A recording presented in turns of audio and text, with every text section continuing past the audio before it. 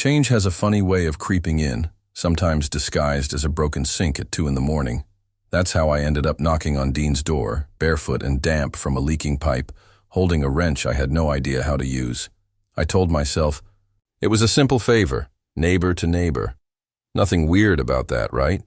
Except Dean isn't just my neighbor. He's the guy I hear blasting old school rock when I'm trying to write. The one who jogs shirtless at golden hour, practically glowing in that light, making it criminally hard to concentrate.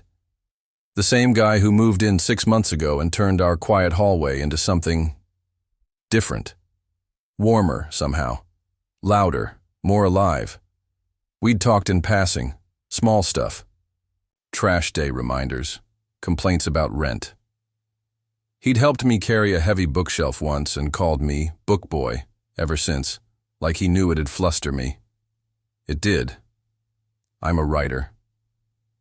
I spend most of my time staring at blinking cursors and second-guessing punctuation.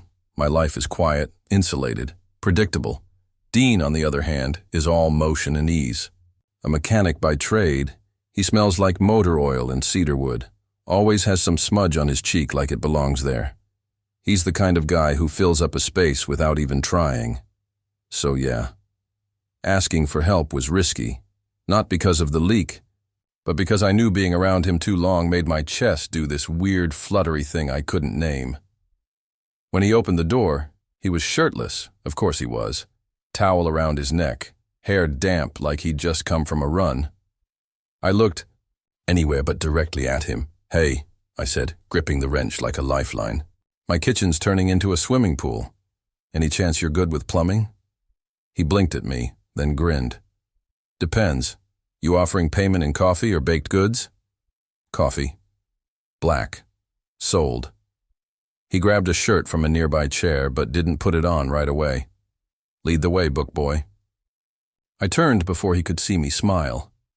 As he followed me across the hall, his presence filled my apartment like it always did. Big, warm, distracting. I told myself it was just a quick fix. A wrench, a pipe, maybe 10 minutes of banter. But deep, down, I knew this night wasn't going to be that simple.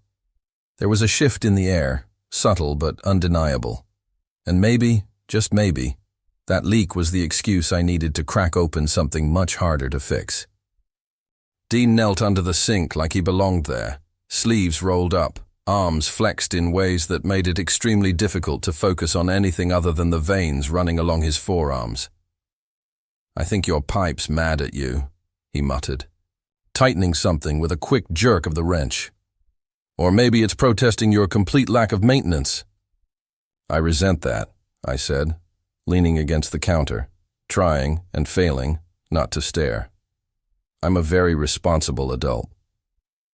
"You own 3 different kinds of almond milk and 0 tools. The defense rests, Your Honor." I laughed, tossing a dish towel at him.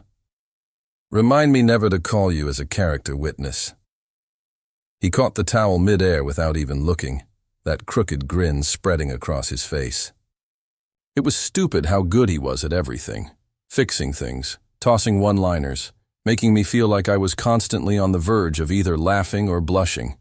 We'd started as neighbors, polite nods in the hallway, awkward elevator silences.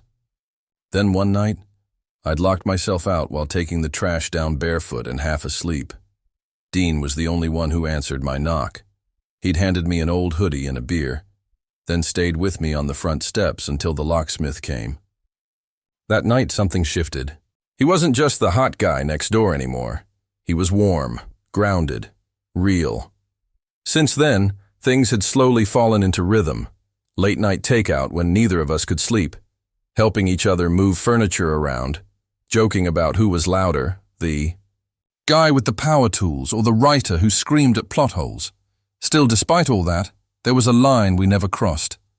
Or maybe I just kept redrawing it, hoping he wouldn't notice how close I stood sometimes, how often I lingered. "Done," he said, pushing back from under the sink. A single drop of water hit his cheek, and he wiped it off with the back of his hand. "You should be good. Just don't, aggressively wash dishes for a bit." "I'll do my best," I said, trying to sound casual. Want that coffee now? He shrugged. Only if you're joining me. We sat at the small two-person table by the window, mugs steaming between us. Outside, the sky had shifted from clear to overcast, that heavy gray that promises rain. Dean glanced out, frowning a little. Supposed to storm tonight, he said. Hope it doesn't mess with the trip. The cabin? I asked. Yeah, my brother's bachelor thing. He sipped his coffee. Supposed to be a guy's weekend in the woods. Campfires, whiskey, zero cell service. Sounds like your kind of torture, he smirked. Not torture, just not ideal. Everyone else bailed. It's just me and the groom now. Yikes. That's not a party. That's a bro date. Exactly. You want to come? He said it like a joke, light, teasing, but his eyes lingered on mine for a beat too long. I blinked. Me? Yeah, why not? You could use the break. Get out of your head for a bit. Besides, you've written 3 chapters in 2 weeks? Ouch. Truth hurts. I hesitated. The idea of being alone with him in the woods, in a cabin, with whiskey and rain, and that dumb flannel shirt he always wore in the fall. I mean, if it wouldn't be weird, I said, careful, watching his expression. Dean just smiled. We're way past weird, book boy. Before I could answer, thunder rumbled faintly in the distance. I looked toward the window and sure enough, the rain had started, slow and deliberate, tapping against the glass like a ticking clock. He glanced too, then turned back to me. Might want to pack an extra hoodie, he said. The place gets cold at night. His tone was offhand, but something about the way he said it made my stomach flip. I nodded slowly, pretending to sip my coffee. This trip, whatever it was supposed to be, suddenly felt like more than just an escape. It felt like the start of something, or maybe the moment everything I'd been ignoring finally caught up to me. By the time we reached the cabin, the rain had turned from a drizzle to a full-on storm. Dean killed the engine and stared through the windshield. Well, that's a vibe. Sheets of water blurred the pine trees around us, turning the forest into a gray-green haze. The cabin, nestled beneath a canopy of swaying branches, looked more like a ship lost at sea than a weekend escape. Thunder rolled in slow, lazy waves overhead. I think your guy's weekend might be underwater, I said, clutching my duffel bag a little tighter. Dean smirked, but didn't move to get out of the car. Good thing we're not high maintenance. Popped the trunk and we sprinted inside, soaked within seconds. The cabin was small, cozy if you wanted to be generous. There was one couch, a fireplace, and a lofted sleeping area with one large bed. No separate rooms, no pull-out mattress. Just us, and the storm closing in around us. So, I gestured vaguely upstairs. One bed? Dean raised an eyebrow. It's not a rom-com, dude. I'm not going to make you sleep on the floor. Right. Of course. Totally normal. Just 2 guys sharing a bed.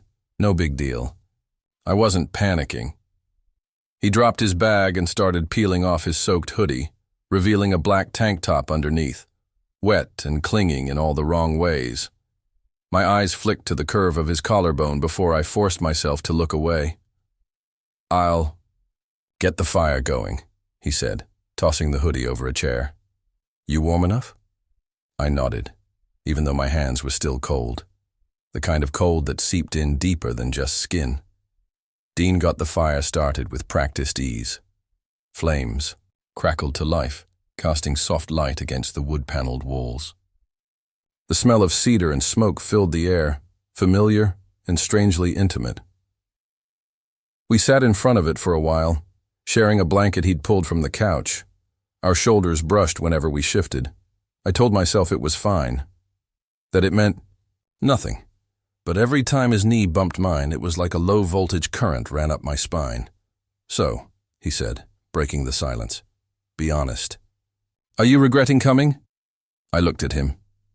His face was lit gold by the fire, hair still damp and curling at the ends.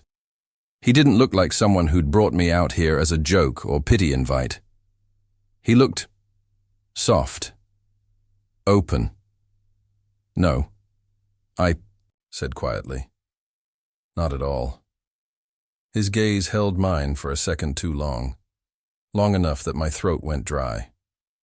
"I'm glad," he said, then looked away, fiddling with a piece of kindling. "It's just nice, having you here." Something tightened in my chest, warm and aching. I didn't know what to say to that, so I didn't. I just nodded, hoping the fire hid the flush in my cheeks. We spent the rest of the evening playing cards, eating leftover gas station snacks, and talking about everything but what I actually wanted to say. The rain kept falling, relentless against the roof, like it had nowhere else to be. By the time we climbed into bed, the room was dark except for the glow from the fireplace downstairs. Dean flopped onto his side, pulling the blanket halfway up his chest. I lay stiff beside him, trying to ignore the heat radiating from his body. "You good?" he asked, voice rough with sleep. "Yeah," I lied. "Just not used to sharing a bed." Dean chuckled low in his throat. "Don't worry, I don't kick. Much." I turned toward the wall. My heart wouldn't slow down. Minutes passed, maybe hours. The storm had quieted into a soft drizzle. Just when I thought he was asleep, I felt his hand brush my arm under the blanket. Just the lightest touch. But enough. "Hey," he said softly. "You okay?" I swallowed. "Yeah." "You sure?" I turned onto my back, staring at the ceiling. Beams. I don't know. Being here, it's a lot. Dean propped himself up on one elbow, looking down at me. "You can talk to me, you know." His voice was so gentle it made my chest ache. I glanced at him. His face was only inches from mine. His eyes searching. I wanted to say, "I've been trying to ignore how I feel about you since the day we met." I wanted to say, "This isn't just a trip for me." But the words caught somewhere between my ribs and my tongue. "You ever want something you know you shouldn't?" I asked instead, barely above a whisper. Dean didn't answer right away. His gaze dropped to my lips before flicking back up. His voice, when it came, was quiet. "Yeah," he said. "All the time." His fingers brushed mine under the blanket. Just once, a hesitation. Then again, deliberate this time. My breath hitched. He didn't pull away. I didn't move. Couldn't. His fingers curled around mine so slowly it felt like time was stretching, each second bending under the weight of everything unsaid between us. My heart thudded against my ribs, loud enough that I was sure he could hear it. "Dean," I whispered. His name was barely a breath. He didn't say anything. Just lay there beside me, his body warm beneath the shared blanket, his hand holding mine like it was the most natural thing in the world. I started, then stopped. I felt like I was standing at the edge of something, toes curled over the drop. "I don't know what this is, what we're doing." He was silent for a moment, but not in a way that made me feel alone. He was thinking, feeling. His thumb brushed over the back of my hand, slow and deliberate. "I don't either," he finally said. His voice was soft but steady, threading into the quiet like a secret. "But I've been wondering. For a while. Now." "Wondering what?" He exhaled through his nose, almost like a laugh, but not quite. "If I'm crazy, or if maybe you feel it too." That was the moment. The line cracking down the middle of whatever safe, quiet space we'd built around each other. And I could either step back or fall in. I turned toward him slowly. He was already facing me, his eyes wide open in the dark. "I do," I said, barely louder than the rain tapping on the window. "I've tried not to. I didn't want to ruin anything." His grip on my hand tightened, like he was afraid I might take it back. "You're not ruining anything," he said quickly. If anything, I've been the one messing this up, ignoring it, pushing it down. My chest felt like it was caving in and expanding all at once. You didn't say anything. Neither did you. Fair enough. There was a long pause. Not awkward, just heavy. Like we both knew what we were admitting, and neither of us wanted to let it go too fast. I've been scared, I said, more to myself than to him. That I was misreading everything. That if I said something, you'd look at me differently. Dean gave a quiet, humorless chuckle. I already do. I froze. What? I already look at you differently, he said. And for once, there was no teasing in his voice. I always have. The words hit somewhere deep, like all the breath in my lungs had turned to warmth and spread outward. When? I asked, because I needed to know. He hesitated. That night you came over after your breakup last year, he said. You were sitting on my couch in that awful hoodie and just falling apart. And I remember thinking, God, he's beautiful. Even like this, especially like this. My throat went tight.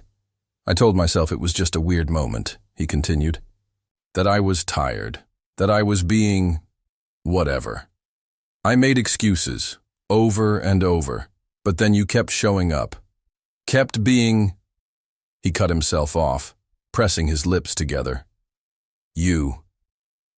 I didn't realize I was crying until his thumb reached up to brush beneath my eye. I didn't think you'd ever see me that way, I admitted, the words catching in my throat. You always had girls around. I didn't either, he said quietly. Until you. His hand was on my face now, his palm warm against my jaw. I leaned into it instinctively. Maybe because it had been a long time since someone touched me like that, like I was something they wanted to keep. Can I? He asked, voice barely above a whisper. I didn't let him finish. I leaned in and kissed him. It wasn't fireworks. It wasn't music swelling in the background, or the world falling away. It was softer than that, slower, like an exhale I'd been holding for years. His lips were warm, hesitant, matching my pace. His hand cupped the back of my neck, holding me like I might slip away if he didn't. I didn't want to slip away. When we finally pulled apart, I didn't open my eyes right away. I just rested my forehead against his, breathing in the scent of him, wood smoke and something distinctly Dean, something that made my chest hurt in the best way. I can't believe this is happening, I murmured. Me either, he said with a laugh that shook a little, like he was just as overwhelmed. But I'm really glad it is. We lay like that for a while, his arms around me, our legs tangled beneath the blanket. The firelight flickered against the ceiling above, casting golden shadows that felt like some kind of blessing. I expected it to feel awkward, like we'd laugh it off or wake up and pretend it hadn't happened. But it didn't. It felt right, like maybe this was what we'd been heading toward all along. He pressed a kiss to my temple. You okay? Yeah, I said, smiling into his shoulder. Better than okay. I was terrified you didn't feel the same, he admitted. That I'd imagined the way you looked at me sometimes, or the way you get all quiet when I touch you. You didn't imagine it. I'm starting to realize that, he said with a soft laugh. We didn't talk about labels, didn't throw out words like relationship or boyfriend. Not yet. We just stayed there, holding each other, letting the fire crackle and the rain hum against the windows. Dean was warm against me, his breathing slow and steady. And for the first time in a long time, I felt safe. Like maybe I didn't have to hide anymore. We didn't sleep much, not for lack of trying. But every time I closed my eyes, I'd feel Dean shift beside me, or his thumb would start tracing circles on my wrist again, and the warmth in my chest would flare up all over again.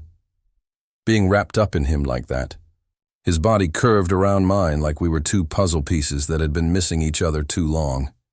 It was overwhelming in the best way. "You're twitching," he mumbled sometime around 3 a.m., his voice still thick with sleep. Not twitching," I whispered back. "You're imagining things." I think I'd know if the person in my arms was twitching. There was that teasing edge again, but softer now. Gentler. "You could just let me have this," I muttered. He chuckled, low in his throat, and it did things to me I didn't even want to admit. "What, your pride? After you basically cried all over me and then made out with me in front of the fire like some kind of emotional rom-com lead?" I turned onto my back with a groan, covering my face. "God, don't remind me."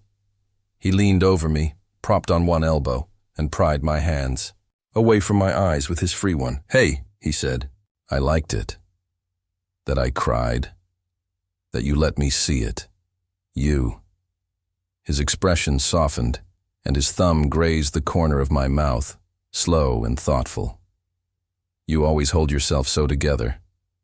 I thought I was the only mess between us. I'm not as put together as I look," I murmured. He smiled, his forehead nearly touching mine. "Yeah, I'm starting to realize that. And I like it. The real you." We stared at each other for a beat too long before I broke the silence with a quiet, "This is going to get complicated, isn't it?" Dean didn't pretend not to understand. He let out a slow breath and nodded. "Probably. I mean, you live 2 floors above me. You're still dealing with your last breakup. And I'm, whatever I am." I turned my head on the pillow. "You don't have to define anything yet. I'm not asking for labels." His fingers laced with mine again, more certain this time. "I know," he said, "but I want to figure it out, with you, if that's something you want too." I looked at him, at his sleepy, open face and the way he was looking at me like he actually saw me, and maybe always had. "I do," I said, quietly but clearly. "I want that." He grinned, like I'd just told him the best secret. Then, "Let's start there," he said, "with the wanting." There was a quiet stretch of silence, but it felt different now. Comfortable, like we didn't need to rush anything. "So, does this mean I'm invited to your infamous Saturday pancake mornings now?" I asked, nudging his knee under the blanket. Dean gave me a mock gasp. "You mean you want in on my sacred private ritual? I don't just let anyone near my chocolate chips. You just let me sob into your shirt and kiss you, but the chocolate chips are sacred?" "Absolutely," he said, eyes twinkling. "A man has to have boundaries." I laughed, and he leaned in to kiss the edge of my smile. Everything felt lighter somehow, like the weight of pretending had finally slipped off our shoulders. "I'm gonna be awkward, you know," I said against his collarbone a few minutes later. "Like, absurdly awkward. I've never done this with someone who lived this close to me before." "I look forward to it," he murmured, pressing a kiss to the top of my head. "We'll figure it out, one awkward moment at a time." The morning after felt strangely normal. Birdsong filtered through the windows. The fire had burned down to warm embers, and I woke up to the smell of coffee and the faint sound of Dean humming in the kitchen. I blinked up at the ceiling, the damn ache in my chest replaced by something I didn't quite recognize. Not joy exactly, more like peace, like something had finally clicked into place. "Coffee?" Dean's voice called out, casual, like we did this every weekend. I sat up and found my shirt folded on the arm of the couch, still holding a bit of his scent. I pulled it on and padded into the kitchen barefoot, where Dean stood pouring 2 mugs, one with way too much sugar, just how I liked it. "You remembered," I said. He slid the mug toward me without looking. "You make it pretty hard to forget." I took a sip, the heat settling in my chest as I watched him move around the kitchen like he belonged there, and like somehow I did too. We didn't talk much while we ate, just quiet smiles, a few glances. That lasted too long. Every time our knees brushed under the table, neither of us pulled away. After breakfast, we ended up outside, sitting on the porch steps. The sun was rising higher, warm on our skin. The world felt too big and too open for all the words I didn't know how to say. "I've never done this," Dean said after a while, his voice soft. "Not just the kissing a guy thing. I mean, waking up next to someone and feeling like I didn't want to run." I glanced at him. "You don't have to run. Not from me." He looked down at his hands, fidgeting with the frayed edge of his flannel sleeve. I've always had a way of screwing things up when they start to feel real. I nudged his shoulder gently with mine. "Then let's be unreal for a little while. Let's take it slow. We don't have to figure everything out today."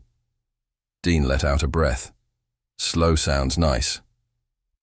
A bird darted across the sky in front of us, and we both watched it for a second, quiet. Then he reached over and laced his fingers through mine again, deliberate and steady. It wasn't the first time he'd done it, but this time, he didn't let go. We sat there like that for a long time. The wind moved through the trees like a whisper, and I thought of how strange and wild it was that this had all started with a busted water heater and a desperate knock on a neighbor's door. "I still can't believe you cried over my terrible couch," Dean said suddenly, a smirk pulling at his lips. "I wasn't crying about the couch," I protested. "No, of course not. You were crying because you secretly loved my flannel collection." "I will admit the one you wore last night was alarmingly soft," I said, nudging him. "But don't let it go to your head." Dean chuckled, then sobered a bit. "Hey, if I asked you to come back next weekend, maybe for pancakes and whatever this is, would you?" I squeezed his hand. "You don't even have to ask." He smiled, really smiled, and leaned in to press a quick kiss to my cheek. It wasn't urgent or passionate or even particularly romantic, but it felt solid, like something we could build on. A beginning. As we sat there, hands entwined, feet bare on the porch step, I thought of how some stories start quietly, with a knock, a glance, a broken heater. And maybe this wasn't the ending of anything at all. Maybe it was the start of something better.